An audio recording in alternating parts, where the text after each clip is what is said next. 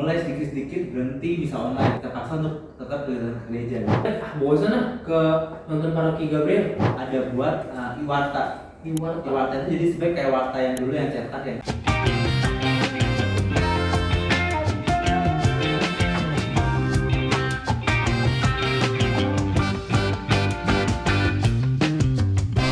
Halo besti-besti, balik lagi sama gue Vito di podcast Kepo Knowing Everything Podcast. So, jadi hari ini kita bakal ngebahas mengenai Komsos. Nah, edisi kali ini kita akan mendatangkan salah satu narasumber yang mungkin besti-besti sekalian bakal sering lihat dia di gereja. Nah, dia bakal kelihatan kalau setiap hari Sabtu, hari Minggu. Terkait podcast yang kita kerjakan sekarang juga berhubungan dengan beliau ini. Nah, kita akan sambut ketua dari Komsos. Hai No. Apa kabar bro? Baik. Jadi gini bro, kita akan ngebahas mengenai Komsos, ya kan? Nah, pertanyaan kita tuh apa Komsos itu gitu loh? Apa kepanjangan dari Komsos gitu? Apa? Oke, jadi Komsos sendiri itu banyak dari komunikasi sosial. Ya seperti namanya sendiri ya, kita tuh bertugas di bagian komunikasi. Jadi kita bertugas untuk mengkomunikasikan, mensosialisasikan tentang kegiatan yang ada di gereja ini kepada umat. Dan Komsos sendiri itu juga berada di bawah naungan bidang pewartaan. Jadi memang nyambung tuh antara kita mensosialisasikan dan pewartaan, yaitu tugas kita sebagai Komsos. Oh, tadi terkait Komsos mengikuti beberapa kegiatan-kegiatan yang berhubungan dengan kita mensosialisasikan kegiatan-kegiatan gereja. Mensosialisasikan kegiatan-kegiatan gereja. Ya. Nah, itu mensosialisasikannya dengan cara seperti apa nih Komsos? Oke, jadi kalau di Komsos sendiri itu ya kita menggunakan teknologi-teknologi yang udah ada ya. Kayak misalnya sekarang rame nih banyak media sosial yang lagi rame digunakan ya. Kita juga menggunakan itu sebagai salah satu media kita untuk mewartakan. Nah, tapi medianya itu apa? Jadi kadang-kadang kita pakai foto, kita pakai video, kita juga pakai tulisan dan bentuk artikel gitu. Jadi ya banyak sih yang kita gunakan sebagai media untuk mewartakan kegiatan-kegiatan gereja.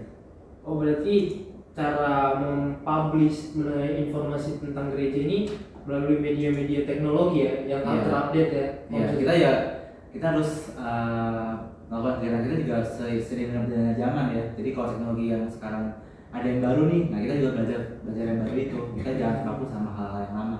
Nah, mau nanya nih bro mengenai Komsos ya. Apakah paroki ini Komsosnya berbeda dengan Komsos dari Keuskupan Jakarta gitu? Oke, kalau dari segi tugas mungkin sama ya. Cuman ya kita sebagai Komsos paroki kita menggunakan acuan dari Komsos Keuskupan. Jadi kalau Komsos Keuskupan mengeluarkan kebijakan apa, ya kita sebagai Komsos paroki yang ada di bawahnya kita mengikuti kebijakan itu. Oh, jadi walaupun Komsos paroki itu berjalan, ada atasannya dalam hal seperti mengenai kebijakan dan aturan-aturan yang harus diikuti dari atasan di keuskupannya itu ya. Jadi kayak misalnya yang baru-baru ini sih kita sebagai Komsos paroki dihimbau untuk mulai sedikit-sedikit berhenti misa online gitu. Tujuannya apa? Ya biar bisa umat yang tadinya nggak pernah ke gereja nih, ya mereka secara mungkin kita paksa ya dalam kutip ya, kita paksa untuk tetap ke gereja gitu. Jadi ya kita pelan-pelan untuk menghentikan misa online. Itu pun arahan dari Komsos Keuskupan. Oh, jadi terkait pemberhentian atau selesainya misa online ini tidak ada streaming lagi karena arahan juga dari keuskupan. Iya, ya cuman ya kita pelan-pelan sih. Jadi nggak langsung semua paroki langsung berhenti misa online gitu. Jadi mungkin paroki yang atur dulu baru kita gitu. Cuman ya dihimbau untuk kalau soal misa online ini ya memang dihimbau untuk diberhentikan sih. Memang tujuannya itu biar umat datang lagi ke gereja. Gitu.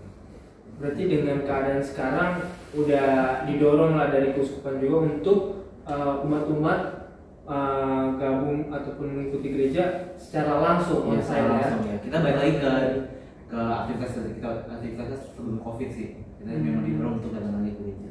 Oh, jadi waktu itu misa online itu diadakan memang karena terkait keadaan COVID-19 itu ya. Kita nggak boleh kumpul di tempat bareng-bareng kan.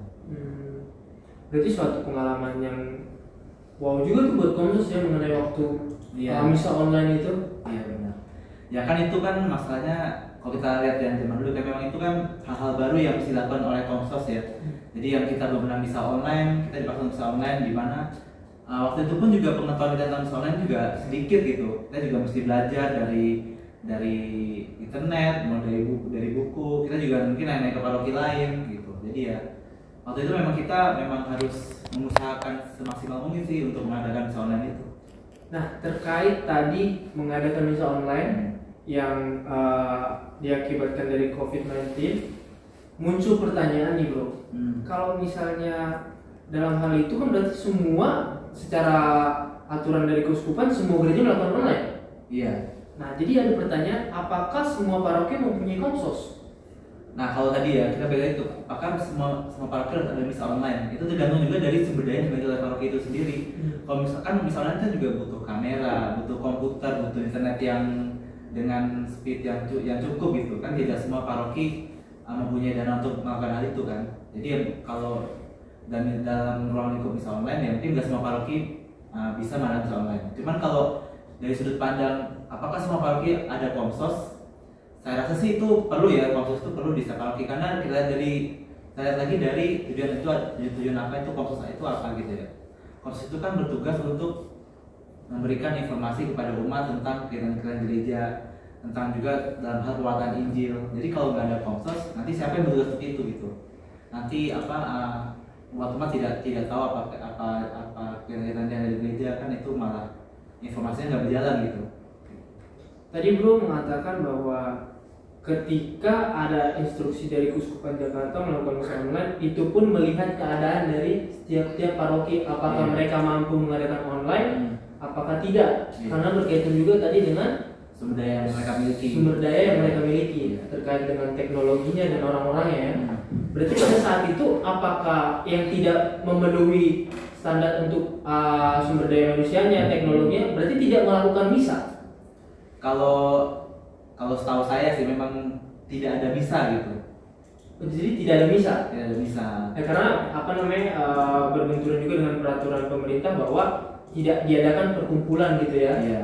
Jadi mereka tidak melakukan misa. Iya. Tapi kan mungkin mereka juga bisa ikutin misa online yang paroki-paroki lain gitu. Apalagi kan dulu kan KAJ sendiri pun ada di TVRI ya. Nah kan bisa dari situ.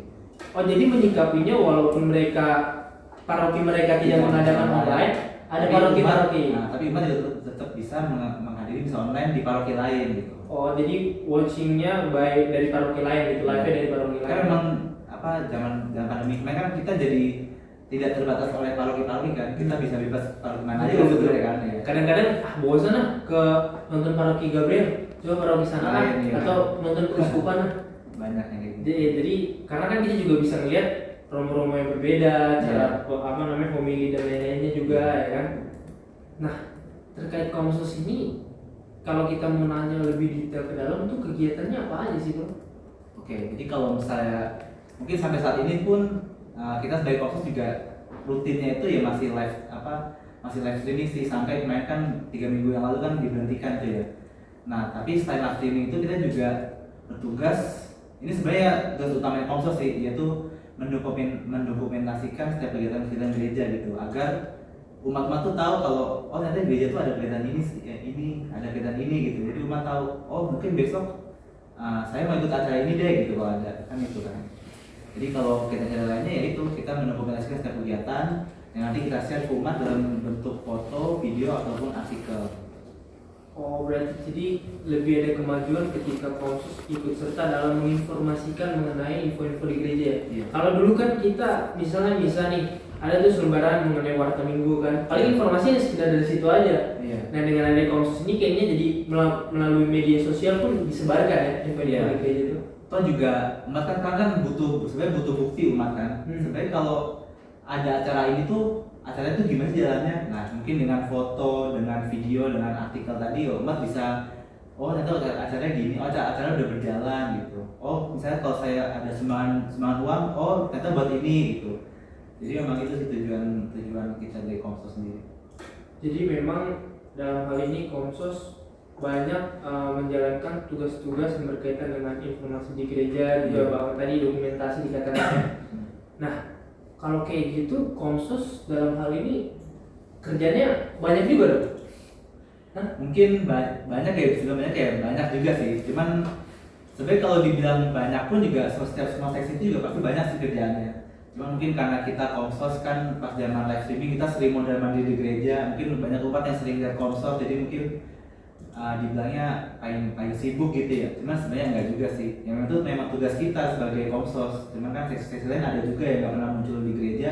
Cuma kan di belakang layar juga mereka turut beraktivitas juga. Oh, jadi terkait komsos juga selain melakukan dari via media juga ada kerja membantu di belakang juga ya, di belakang layar ya. Terus gue mau nanya nih bro, lo itu ngerjain tadi kegiatan-kegiatan komsos itu sendiri kan atau gimana? Enggak sih, sebenarnya itu kita di komsos itu kita bagi per subseksi berdasarkan bidang-bidang mereka masing-masing. Oh jadi dalam hal itu ada subseksi-subseksinya lagi? Iya. Nah, coba bisa lu jelasin tuh mengenai subseksinya gimana? Jadi kalau di komsos itu ada 5 subseksi. Yang pertama itu ada subseksi penulis. Itu tugasnya itu memproduksi semua setiap liputan-liputan dalam bentuk artikel. Nah, nanti artikel ini ya kita bisa share di Diaga, majalah Diaga, dan di website paroki itu. Nah, terus yang kedua itu ada subseksi media sosial. Ya seperti namanya tadi itu ya, kita sebagai admin semua media sosial di paroki. Kita tuh ada Instagram, ada Facebook, kita juga ada TikTok juga. Nah, itu jadi salah satu media di mana kita bisa mempublish setiap kegiatan gereja dalam bentuk foto dan video biasanya kan. Nah, apalagi kalau TikTok sekarang udah macam-macam tuh, pakai lagu, pakai itu kan. Jadi mungkin lebih platformnya banyak ya kan, lebih bisa nyampe ke mungkin ke umat-umat yang lebih muda gitu. Terus yang ketiga itu ada subseksi website. Nah, subseksi website ini bertugas untuk mengelola website paroki. Jadi kalau misalnya ada flyer pengumuman ini masukin di website. Ada artikel yang sudah jadi tentang kegiatan ini masukin ke website gitu. Terus yang keempat itu ada subseksi desain grafis. Desain grafis ini bertugas apa? Jadi ya mungkin kalau umat yang lihat flyer-flyer yang ada di sebelum misa itu tayang, nah itu sebagian besar ya dikerjakan oleh komsos desain grafis gitu. Terus yang kelima terakhir itu ada subseksi multimedia. Nah, ini multimedia ini mungkin yang sering umat yang mondar-mandir nih, karena mereka itu bertugas kalau dulu pas zaman pandemi mereka tugas live streaming. Kalau sekarang ya mereka bertugas untuk mendokumentasikan acara dalam bentuk video dan foto. Ternyata subseksinya cukup banyak juga ya, dan berbagai macam bidang juga di dalamnya ya. Ya, karena ya teknologi kan banyak ya sekarang ya, jadi ya mau nggak mau kita mesti bagi tugas yang menurut kemampuan masing-masing gitu.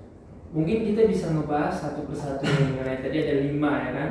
Yang pertama ada subseksi mengenai penulis. Iya. Nah terus tadi ini kan berkaitan berarti jurnalis membuat majalah segala macam. Iya. Salah satunya tadi majalah Diaga. Nah, majalah Diaga ini gambarnya seperti apa dan apakah ini untuk dikerjakan hanya untuk sekedar ruang lingkup paroki atau untuk uskupannya juga? Oke, kalau Diaga sendiri pun ya kita masih ruang lingkup paroki ya. Jadi Diaga itu berisi tentang artikel-artikel dokumentasi foto sih Pak ya. Jadi foto dan artikel yang merupakan liputan dari kegiatan yang di gereja gitu. Nah, Diaga sendiri pun kita cetaknya itu per 3 event besar di paroki. Yang pertama Natal, kemudian Paskah, sama HUT paroki. Nah, karena dibagi dari 3 acara itu, ya setiap event ini meliput artikel-artikel yang tentang kegiatan berdasarkan event tersebut. Misalnya kalau paroki Diaga edisi Natal, ya kita kebanyakan ya mengisi artikel-artikel tentang acara-acara Natal.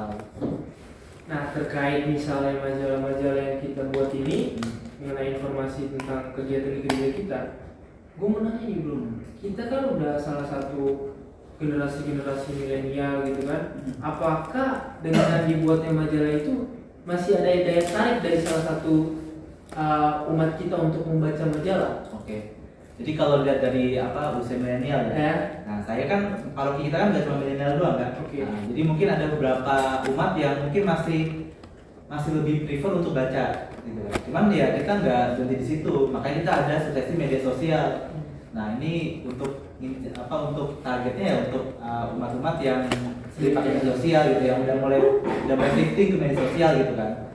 Jadi ya itu karena kita tetap mencetak Diaga majalah itu karena ya kita jangan cuman karena kita hanya media sosial kita jadi utamain milenial ya atau utamain pengguna media sosial, sedangkan banyak yang masih prefer untuk membaca majalah gitu. Jadi kita tetap jalan dua-duanya kayak gitu.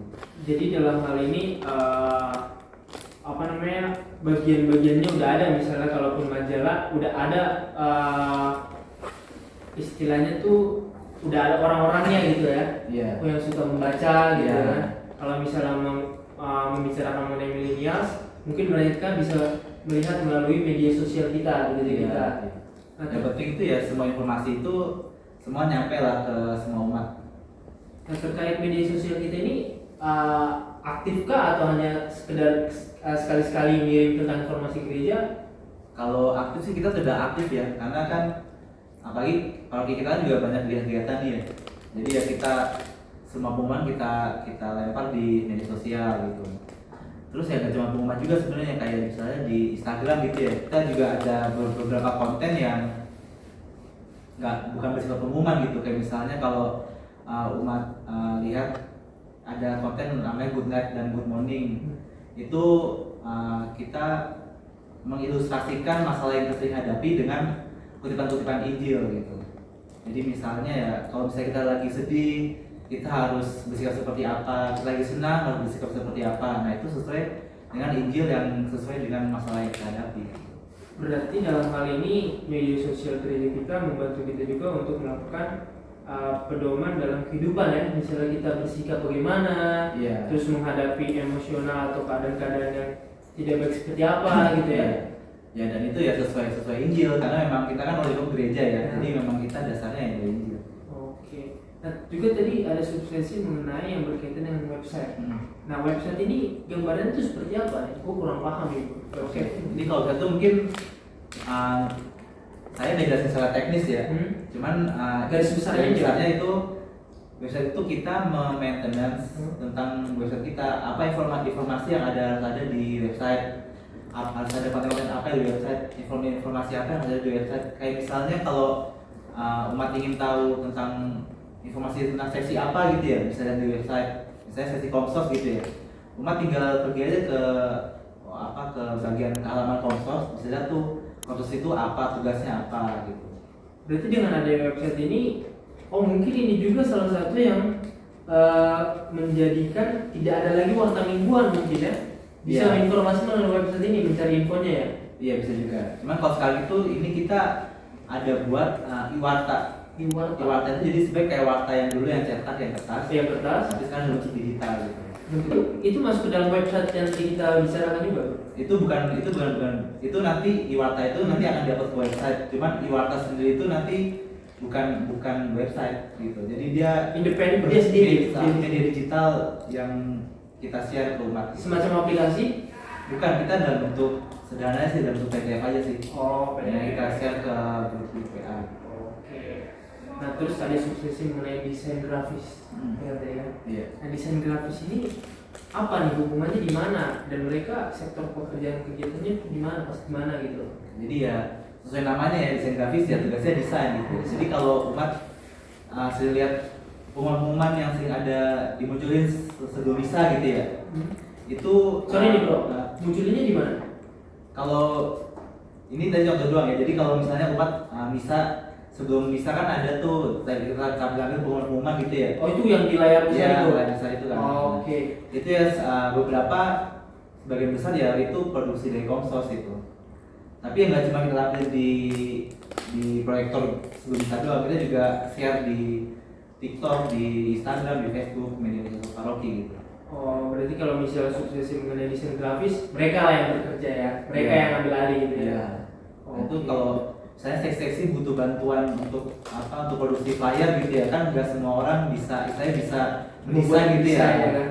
Jadi ya kita para seksi itu bisa minta bantuan Komsos sebenarnya. Berarti ada ya kan, karena kalau bicara desain ada keahlian tertentu yang harus dimiliki supaya terbentuk desain itu gitu ya. Iya. Jadi dalam hal ini Komsos bisa membantu berarti ya. Iya.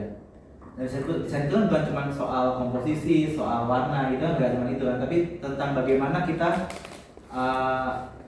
membuat semua informasi yang tadi banyak dalam satu flyer, sedangkan kita juga harus memperhatikan segi desainnya gitu kan, itu perlu perhatian sendiri sebenarnya. Oke, jadi banyak belajar juga ya mengenai hal itu ya. Iya. Nah, terakhir sukses terakhir dari multimedia. Tadi Bro katakan multimedia itu yang berhubungan dengan yang tampil, yang melakukan liputan, live, terus juga dokumentasi. Nah, itu emang hanya sekedar itu aja multimedia atau ada yang lain kah? Ya kurang lebih sih seperti itu sih. Jadi selama pandemi kemarin sih kita sesi multimedia ini banyak bertugas untuk live streaming. Jadi mungkin ya sering lihat lah, sering mondar-mandir di pas bisa gitu ya, maupun video maupun foto gitu ya. Cuman di luar live streaming itu kita juga bertugas untuk mendokumentasikan acara-acara gereja gitu. Karena memang perlu ya sebagai bentuk dokumentasi itu biar umat tahu kalau misalnya oh acara gereja itu ada kegiatan ini, gereja itu ada acara ini gitu. Jadi umat mungkin yang tadi nggak tahu, tadi yang nggak tertarik untuk mengikuti acara ya melihat dalam bentuk foto dan video mungkin jadi tertarik dan berikutnya bakal ikutan acara gereja. Oke. Jadi itu besti. Ada beberapa suksesi di dalam Komsos ini yang membidangi masing-masing pekerjaannya. Dan itu tadi udah dijelaskan sama Bro Ino ini. Jadi kita bisa mendapatkan gambaran seperti apa suksesi masing-masing pekerjaannya, job desk-nya itu seperti apa gitu. Nah, kalau kita lihat dari 5 suksesi ini, semuanya kalau kita bisa simpulkan juga memang berkaitan ya. Dalam artian walaupun mereka punya job desk-nya masing-masing, tapi mereka saling berkaitan untuk membantu suatu kegiatan Komsos itu berjalan dengan baik, ya kan? Jadi memang bisa dikatakan suksesi ini sangat berpengaruh ya untuk kegiatan yang dilakukan Komsos tersebut. Iya, jadi walaupun kita beda-beda gitu ya, cuman ya saya bersinergi gitu, misalnya kayak mungkin flyer yang diproduksi oleh suksesi desain grafis gitu, kan pada akhirnya kan nanti juga ditampilin di website yang harus bersinergi dengan suksesi website, harus ditampilin di media sosial, ya akhirnya bersinergi dengan suksesi media sosial, harus tampil di layar di proyektor sebelum misa, baru bersinergi dengan multimedia kan gitu kan. Jadi memang saling bersinergi sih walaupun bidangnya beda-beda. Nah, tadi Bro mengatakan sudah banyak hal-hal yang dilakukan Komsos, juga ada beberapa suksesi yang di bawahnya itu membidangi job desk masing-masing. Nah, dalam hal ini aku mau nanya itu, apakah Komsos sudah mengikut sertakan umat dalam hal melakukan kegiatan Komsos ini? Apakah hanya orang-orang terpilih yang melakukan kegiatan Komsos, atau Komsos pun menarik umat, ayo kita melakukan kegiatan Komsos bersama? Coba bisa dijelasin Bro. Jadi sebenarnya kalau milih ya sebenarnya kita nggak milih gitu ya. Cuman ya mungkin kalau ada masa-masa kita perlu bantuan, kita orang-orang jadi perlu bantuan ya, itu kita lihat ada umat yang bisa dalam bidang ini ya kita bisa bantuan, kita pilih gitu. Cuman secara umum sih kita juga menerima kalau ada umat yang membantu ya kita terima gitu. Tinggal daftar aja gitu. Oh, berarti hanya sesimpel seperti itu ya? Iya. Nah, cara untuk mendaftarnya itu balik lagi bisa melalui website tadi yang dikatakan? Iya, jadi kalau mau umat yang ingin mendaftar bergabung dengan Komsos bisa ke website paroki, itu parokipulogebang.org. Nah, nanti bisa langsung ke halaman Komsos. Nah, nanti sana ada formulir pendaftaran. Nah, nanti umat yang ingin bergabung tinggal isi aja semua informasi yang diperlukan.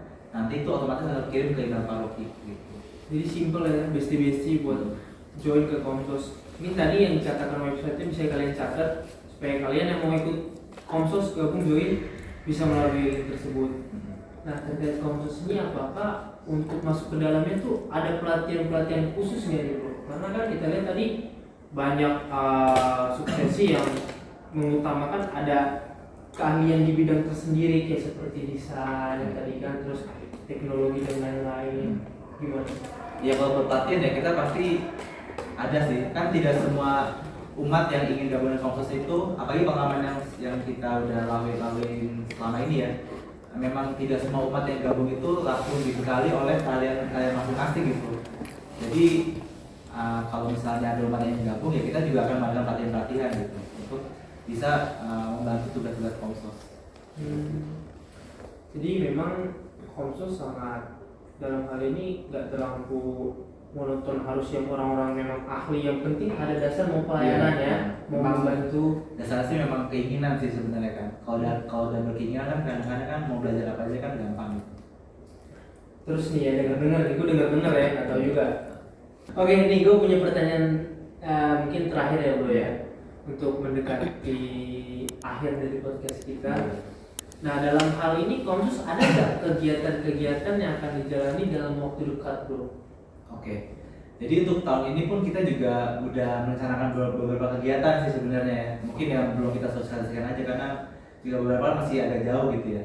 Cuman untuk tahun ini ya kita akan adakan pelatihan-pelatihan sih, kayak misalnya ada pelatihan jurnalis, itu nanti kita akan mengadakan kalau nggak salah sih di bulan-bulan Desember atau November. Jadi nanti kita akan mengadakan pelatihan tentang bagaimana cara menulis artikel yang bagus dan tujuannya apa gitu juga kita akan sesuaikan. Itu juga nanti akan ada ini buat anak muda sih sebenarnya kita akan ada kalau nggak hunting atau pelatihan ini nanti masih dalam tahap perencanaan, kita akan ada hunting foto bersama dengan anak muda paroki. Oh jadi itu sih beberapa yang kegiatan yang akan kita lakukan. Oh jadi kedepannya bakal di istilahnya lebih terstruktur lagi supaya memang bukan hanya sekedar melakukan halnya langsung, tapi teori-teorinya pun seperti tadi ya, pengajaran pelatihannya. Jadi supaya memang bekerja juga secara profesional ya bro, itu yang diharapkan. Nah, mungkin ini juga salah satu kegiatan yang bisa umat-umat kita ambil, terutama anak muda, untuk mengembangkan kalian di bidang tadi kayak tadi ada jurnalis dan fotografi. Oke. Nah mungkin harapannya ke depan buat Komsus apa nih sebagai ketua nih Imo ini? Oke. Mungkin kalau Komsus sendiri ya walaupun kita lihat banyak yang masih sering bertugas pakai dengan seragam Komsus gitu ya. Cuman sebenarnya Komsus itu juga ada beberapa bagian yang masih kurang orang sebenarnya. Nah, kalau kedepannya sih harapannya nanti setiap subseksi itu akan seimbang gitu dalam segi sumber daya manusianya gitu. Jadi semua itu bisa jalan harmonis, saling bersinergi tanpa ada hambatan gitu sih. Itu sih harapan Komsus ke depan. Ya pasti yang jelas kalau harapan itu yang baik-baik dan kedepannya mungkin bisa lebih baik ya kan, intinya gitu kan bro. Nah juga tadi bro katakan bahwa kekurangannya sumber daya manusia juga orang-orang ya untuk mendukung. Mungkin bro dengan hal ini bisa mengajak nih bestie-bestie yang di rumah yang nonton channel podcast Kepo ini buat join. Gimana caranya biar lebih mendetail dan mereka bisa join? Bestie ya nih. Jadi buat bestie-bestie yang ingin gabung dengan Komsos ya silakan gabung aja. Untuk cara daftarnya seperti yang tadi saya bilang di podcast, bisa langsung dari website paroki. Nanti kita di Komsos kita bersama-sama bekerja untuk membagikan informasi tentang kegiatan gereja pada umat, supaya umat tahu kita tuh di gereja ngapain aja sih, apa sih kegiatan gereja tuh. Karena di gereja itu nggak cuma misa doang, kita juga ada beberapa seksi yang misalnya ada seksi lingkungan hidup, ada seksi PSE. Nah itu kan beda-beda, itu tidak bersifat liturgis gitu kegiatan mereka. Jadi ya supaya umat tahu lah kita di gereja tuh ngapain aja gitu. Berarti bisa bermanfaat juga bagi seksi-seksi yang lain untuk mendukung mereka juga ya dengan kegiatan Komsus ini. Ya, jadi mungkin dari gua sebagai host dalam podcast kali ini mungkin mau ngajak nih bestie-bestie sekalian buat ayo join sama Komsos. Bagi kalian yang mau suka melakukan tulis-menulis, membuat tulisan, terus juga yang suka mempunyai konten-konten yang baru, membuat konten. Nah mungkin ini salah satu ruang yang diberikan gereja kepada kita untuk kita mengupgrade ya kan diri kita supaya kita bisa mampu melakukan hal-hal yang berbau media sosial, digital, teknologi dan informasi. Nah, seperti tadi juga ada mengenai desain juga. Mungkin di sini kita bisa belajar bareng-bareng ya bro ya. Dan tadi udah bro katakan bahwa akan ada pelatihan-pelatihan. Mungkin ini salah satu hal yang bakal mendukung kreativitas kita supaya kita digali lagi untuk bisa melakukan hal-hal tersebut dengan lebih baik gitu ya bro ya.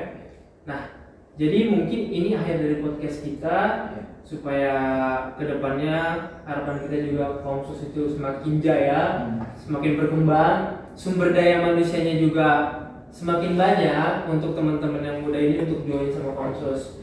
Mungkin sekian dulu bincang-bincang kita di podcast Kepo kali ini ya bro ya. Thank you banget atas waktunya. Sama-sama. Dan terima kasih atas materi dan ilmu yang diberikan ke teman-teman bestie sekalian. Oke, see you bestie.